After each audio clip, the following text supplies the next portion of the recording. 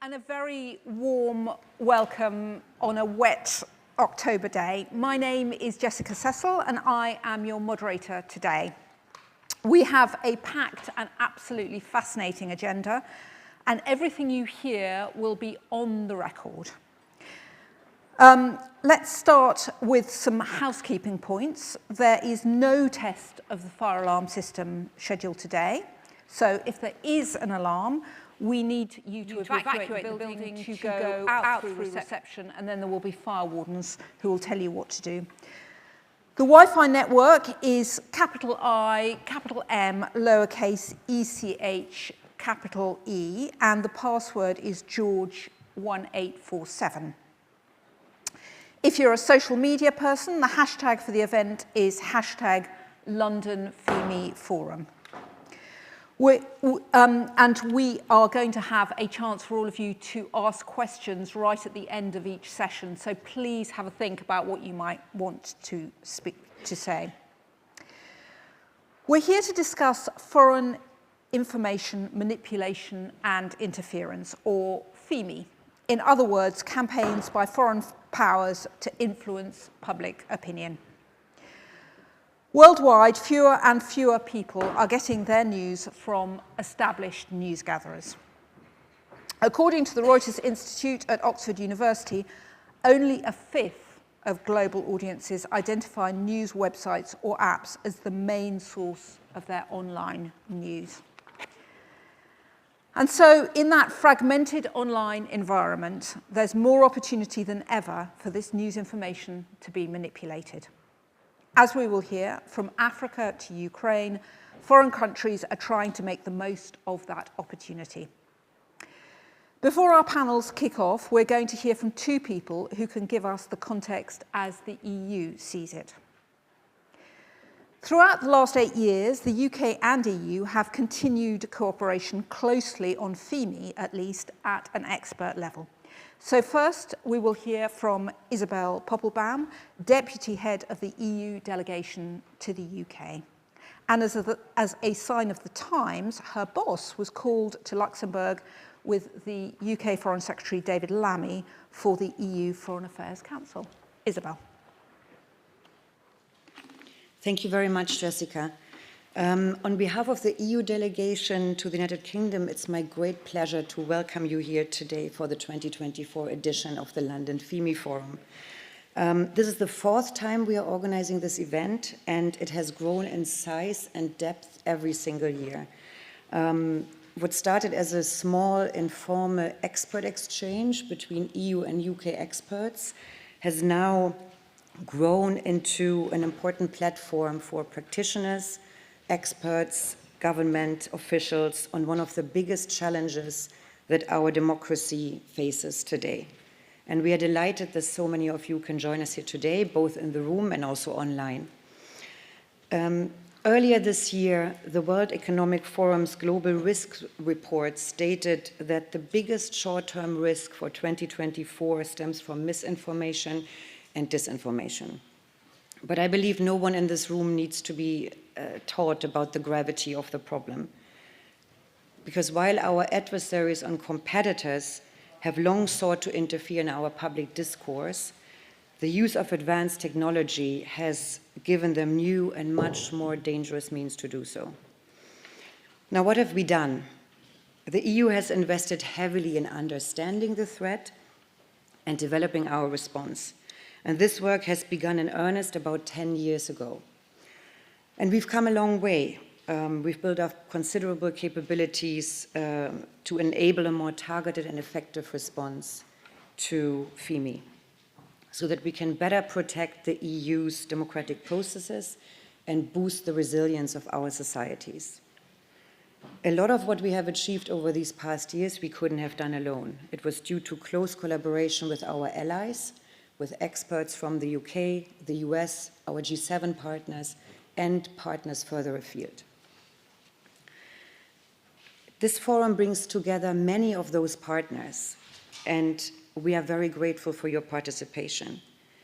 But even more critically, it includes those who are working on the very front lines of this challenge, our partners in Ukraine, but also further afield. Our job is not just to support your work, but to learn from you, because your expertise is vital.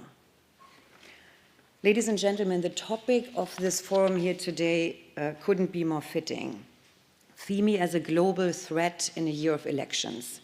Now, 2024 is the biggest election year in human history. According to the UN, half of the world's population, so some 3.7 billion people, have gone or will go to the polls, and they are doing so in several dozen countries. And many will be voting for the first time. Many will be voting in contested and hotly contested information environments where the truth is becoming an ever scarcer commodity. That's why our first panel of distinguished speakers will look at FIMI as a global threat to democracy.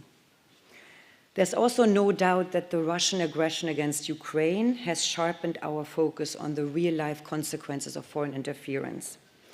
And this has prompted us to significantly step up our game.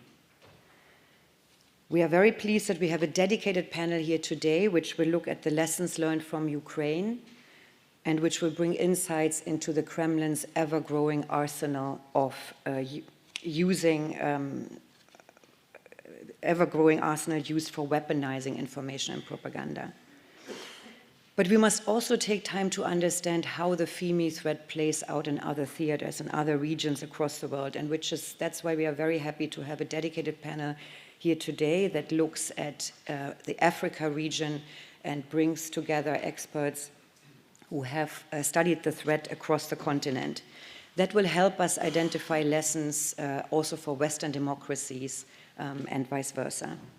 Now, the final panel today will look at security implications from the evolving threat of FIMI.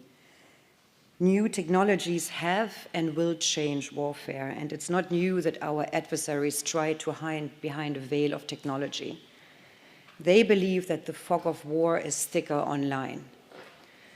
Now, artificial intelligence is revolutionizing the way in which malign actors can manipulate content, and it's much cheaper today to produce and much harder to detect information which is completely false. And this makes the asymmetric threats to our democracies much more potent, and we need to get ahead of the curve in dealing with them. I think as we take stock here today on where we are, there's a lot to be proud of in terms of what we have achieved to date.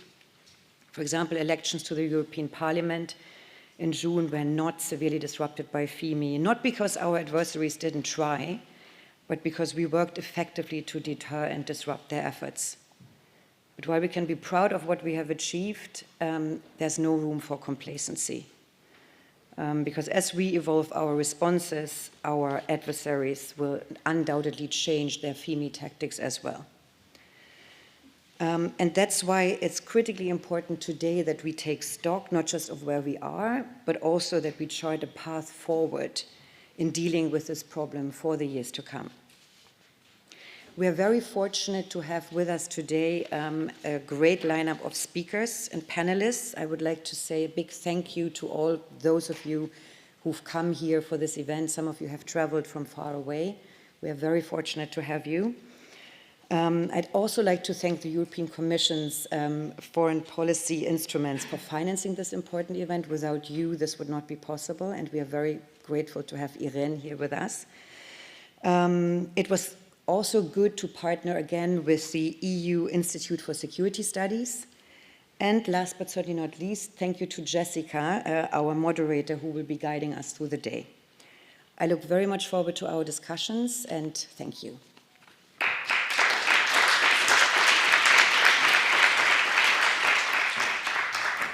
Thank you, Isabell. We will now hear from the person deciding exactly which FIMI projects to run and why.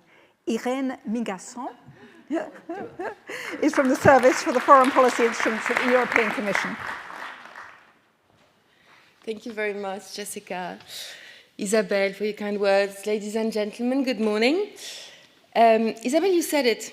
2024 is a record-breaking year for elections. And you said that by the end of the year, more than 3.5 billion voters in more than 50 countries will head to or will have been called to the polls. That's in the UK recently, that was in France unforeseeingly, that was in Belgium yesterday, and that was a few months ago in the whole of Europe for the European Parliament elections, and of course it's the case in many, many other countries.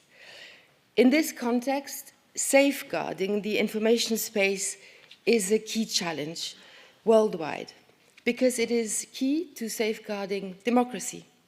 Citizens need accurate, reliable, and independent information to make their decisions in relation to democratic processes.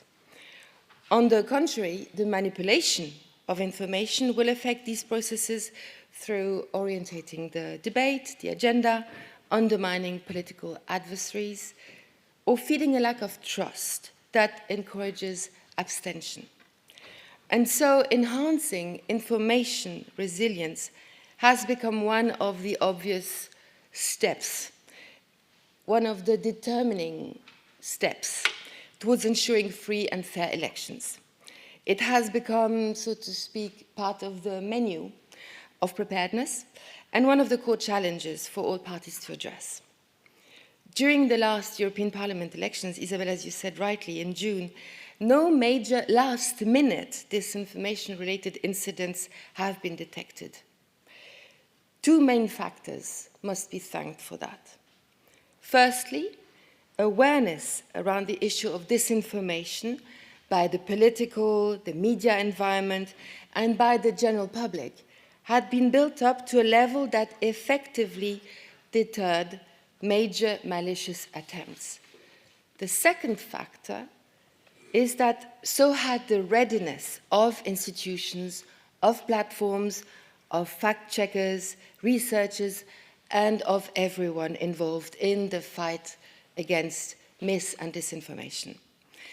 The lesson of this, no complacent lesson, but nevertheless a lesson, is that if we invest energies, resources, and time in fighting disinformation, our efforts pay off. Malicious actors are much less bold in their attempts to climb over them to pollute the public discourse. However, mobilizing support in the run-up to elections is important, but it is not enough. When propagandists design their campaigns, they tend to piggyback on existing hot-button political topics that run through the debate at all times. The war against Ukraine, climate change, migration, just to name a few. So the European Commission, thanks for thanking the European Commission and in particular the Service for Foreign Policy Instruments that I have the pleasure of representing today, works to reinforce societal resilience in third countries against disinformation with a view to facing these key moments in democracy that are elections in a confident manner. How do we do this? Very briefly, we do this through three strands of work. First of all, improving the understanding of disinformation through our partnerships with academia, tech startups, social media, including the role of artificial intelligence and machine learning, both as part of the threat and as part of the solution. Second strand of work is supporting independent media and investigative journalism. Third strand of work is bringing together, as we do today, institutions, civil society, think tanks, private sector, to team up efforts and learnings to strengthen state capacities to defend its information space, as well as a healthy environment for freedoms and for rights. Ladies and gentlemen, dear friends, indeed, FIMI, mis- and disinformation proliferate at the intersection of declining democratic standards, raising conflicts, misuse of technology, and, let's face it, inadequate allocation of resources. This is a challenge that no single country or state, no single institution, no single program can address on its own. It is a call for close cooperation with the United Kingdom, but also across the transatlantic community, to address some of the pitfalls that fuel disinformation today and the security implications that derive from the evolving threat of FIMI. We are proud, as FPI, to be organizing this new edition of the FIMI London Forum, and I would like to thank the EU delegation to the UK for hosting us, and for all of the guests in the room and across the many rooms for joining us today. I very much look forward to the conversations today, and most of all, to our ever stronger mobilization against the growing pressure from disinformation, against our freedoms, against our democratic systems, and against our societies. Thank you very much.